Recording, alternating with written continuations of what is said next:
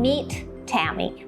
She's 57 years old, single, highly accomplished, financially responsible, and 3 years ago, she thought she was sailing towards an easy retirement.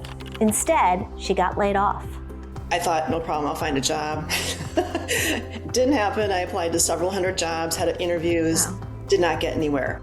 Unfortunately, I hear constantly from people in their 50s and early 60s who lose jobs and discover just how difficult it is to get back into the workforce at the same level. And for Tami, the timing was especially brutal because she wasn't starting from scratch financially. She was trying to bridge into retirement.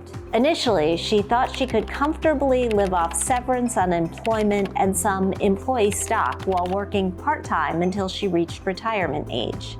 Instead, shares of her company stock unexpectedly plunged, and what had once been worth nearly $400,000 lost more than half its value. Suddenly, the bridge she thought she had built into retirement looked a lot less stable. Tami now earns a few $1,000s a month via a work-from-home gig that allows her to split time between Minnesota and Arizona, where she helps care for her 84-year-old mother. But contract work, unfortunately, does not come with health insurance. It's the biggest burden I have. If I had something that covered that every month, I would breathe a lot easier. So many Americans in their late 50s are facing the same thing as Tami. Not old enough for Medicare, but too young to comfortably stop working and keenly aware that they're looking at a 40-year retirement. Tami is also wrestling with another major retirement question: whether she should use some of her savings to buy an annuity that would create guaranteed monthly income, and when she should do that. Here's a game plan for Tami to consider. First, she should delay Social Security as long as she can. Each year she delays means an extra 8% in benefits. If she waits until age 70 to get her maximum benefit, it could significantly increase her lifetime guaranteed income.